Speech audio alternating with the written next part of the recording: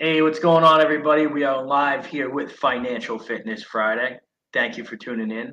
The only thing we ask is that you comment and share this so other people can hear it. And we want to talk to you a little bit about how to make money work for you.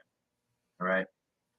At some point, we always talk about you should have some money in savings, some money put aside for investing. I personally do it on a weekly basis. I do it personally on a weekly basis. I do it with my company on a weekly basis. So I always have money going into different things that I never see. It never hits my bank account. And the fact that it almost never hits my bank account or it hits it and it's not there for a while, I forget about it. I live way below my means and I invest in other things. So let's talk about that because there's a lot of misconceptions about money and we want to clear them up for you. First, the only way to truly build wealth, it's never going to be just working alone. Okay. If you think about it, the average person works, I hate to say it, but not 40 hours a week, but let's just say 40 hours a week. Very hard to get wealthy working 40 hours a week. Let's say you're a hustler and you work 60 hours a week or 80 hours a week. Again, very similar situation. Yeah, you're going to be making more than a guy working 40, probably, unless he's super efficient, very smart, selling high ticket, high margin items. But you can't work 24/7. But you know what can? Your money. Okay. You can put it into bonds, stocks, real estate. Don't discount putting into yourself and your business. You can put it into gold. You can put it into digital assets. All right. And what happens is when you do that and you do it wisely and you do it consistently enough, you have your money working for you and you not working for it. Okay. Your money can work around the clock. Now, are we in a difficult time right now? Absolutely. Is the stock market? I think the stock market is actually, I'll tell you right now, because I got the chart up. It's the SPY is down 1.6% today. So, we're seeing a lot of banks fail. We're seeing a lot of things happen in the market. That's a little crazy. But when there's a lot of risk in the market, gold goes up, digital assets go up. Real estate, if it's a cash flowing investment, is good. And if you're investing in your business and yourself, obviously that has probably the highest return. So, what we're here today is not to talk about where to invest because I'm not your financial advisor. Okay. However, I can help you grow your business, right? I can give you certain guidelines. Dave can give you certain guidelines in which to operate. So, I would tell you the biggest takeaway you should have is make sure that you are investing on a weekly basis consistently. All right, Dave, what do you got on this before I extrapolate on that a little bit? I think one of the biggest things to talk about is bring it down to a kind of a main street level and create a habit first. A lot of times people aren't even going to pay themselves. I would if I'm speaking to somebody and our clients, they're main street people. And there are people that, hey, how do I get ahead? How do I get in a better disposition? How do I get out of here? Well, I think one of those things is creating the discipline and habits first before you even get into that. If you're going to try to save and have never saved, you got to create that muscle. Pay yourself first, or put something away. Start saving money a little bit to do something with. And I think once you create that discipline, it's easy to talk about, hey, invest in this, invest in that, invest in that thing. But if you're not pulling that in, at least, are you ever going to start? Probably not. One thing that I think that doesn't get talked about a lot, especially in business people too, is take a look on the back end. Take a look in where your money's going at taxes. I think that's a huge thing that gets overlooked sometimes. Things change year to year. What can you pay out less? You know what I mean? That's kind of a reverse investment if you look at that, and I think taxes a lot of times is something that is talked less about. And I'm full disclosure, I'm not an accountant.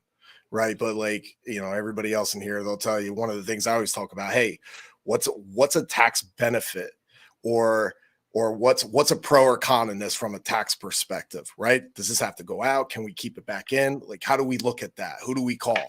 Right. So I think some of those things too, to look at that go a long way when it comes to investing as well. Yeah. So that's a great. I can give a really really good example of that right now. Mm-hmm. So let's say you have some extra money, you don't know where to put it, and you're like, hey, I've been thinking about getting this piece of equipment. Why don't I do that? Okay. Now that piece of equipment should be able to increase your business revenues, make things more efficient, or offer a new service, right? So if you come to someone like me and we do equipment financing, okay, you get the piece of equipment, you still can save some cash. Now, all those payments, okay, the interest on them can be written off, and you should be producing more revenue, and you're building comparable debt, and you're building your business credit, and you can depreciate the equipment that you now own. Or you could do a lease with a dollar buyout, and then each payment that you make, that full payment is deductible, and then you probably, when you buy out that piece of equipment for $1, you'll probably take a tax hit, but you would have saved for 4 years in a row. And it's going to be this exact same pricing and structure. It's just a different agreement that you sign to get the finance. So that is a perfect example, Dave, of investing in your business to make more money and have your money work for you, and getting a tax incentive to do so.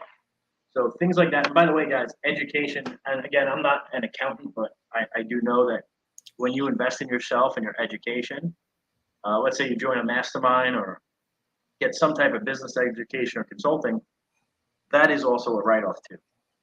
So you're learning how to grow your business, you're investing in yourself and the business, which should have your revenues grow, and that money is now, that expense is now a true business expense. So those are perfect examples of you taking your hard-earned money and using it to make more money and getting a tax write-off as well. All right, but things like that, that's what you want to look for. If you own a business, hey, what can move my business forward? Do I want to open up a line of credit to pour more money into marketing? What's my return on ad spend, or ROAS?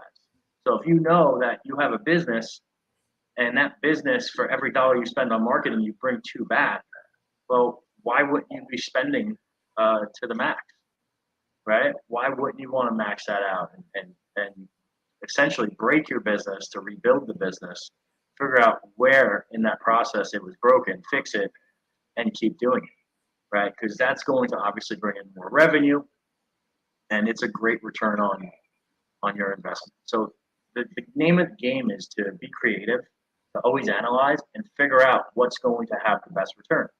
The other thing to it is, if you don't own a business, you don't have the opportunity, you can invest in yourself, or you can invest in some of these asset classes that, the past 12 months have not been kind to, right? Or you can invest in, and again, who knows where the bottom is, but if you're investing every day, your dollar cost averaging down, and eventually you should have a return on that, as long as whatever you invested in doesn't go out of business and is a viable investment. Okay, and guys, a lot of people, I know this, and I'm guilty of this. I've lost multiple 6 figures doing it. Sometimes you make some bad investments. That's part of the game, right? You invest in a business, you invest in a stock. However, if you consistently do it over the long haul, and you continuously learn from past mistakes, it's easier. And I would say anything that has an automation attached to it, or any of these get rich quick things, you need to vet and ultimately stay away from, right? Because, hey, I was guilty of it. I did the Amazon automation stores. I did, certain businesses I had no business investing in, right? Because it's not my core competency. It goes back to that great book, Good to Great, and the hedgehog concept, right? So the hedgehog versus the fox, and I've been reading this book now for 75 Hard. It talks about the hedgehog is not really as smart as the fox, as cunning as the fox. It only knows one thing. It knows that when the fox is around, it should curl up into a ball and protect itself. That's the only thing it knows. The fox is very clever, knows all these tricks, and knows how to hunt, knows how to deceive. But the problem is, as smart as the fox is, every time he gets near the hedgehog only knows and does that one thing, which is crawl up into a ball. And what that does, guys, is, even though the fox is smarter and certainly better in certain ways, that hedgehog is an expert in that one thing, and that one thing keeps him alive and keeps him winning. Your business, your focus is just like that hedgehog. That hedgehog concept is focus on one thing, become the best at that one thing, and only do that one thing until you are absolutely paid what you're worth, or hopefully more than what you're worth. And then you have a successful business. Then you have successful income coming in. And if you keep doubling and tripling down and just narrow your focus on that one thing, you will ultimately be more successful than the cunning fox. Yeah, you only need to get great at one thing, and that goes back to. It's funny you say that, man. It's all the average stream is 7 different sources. Well, yeah, when they talk about that, it's usually passive, and they've already implemented that first, have kind of dominated in that sector. You don't want to say it runs on autopilot because you always want to have your hand in that. That's your bread and butter. That's your name on that, you Yep. know. So, but dude, that was a great example of that, man. The fox and the hedgehog. Yeah. Um, and guys, again, and I'll leave it with this, and because I know we've talked about it the last couple times. Yeah, of course, there's risk involved in everything that you're going to do, but what's the risk if you don't? You know what happens if you don't do it? You know, get in the game, do something. Yeah. Well, guys, listen, I appreciate you truly for tuning in. Please share this with someone that needs to hear it. We'll be back for Mindset Monday. And that's it, guys. Have a great weekend. Keep crushing it. Appreciate all of you. Be great.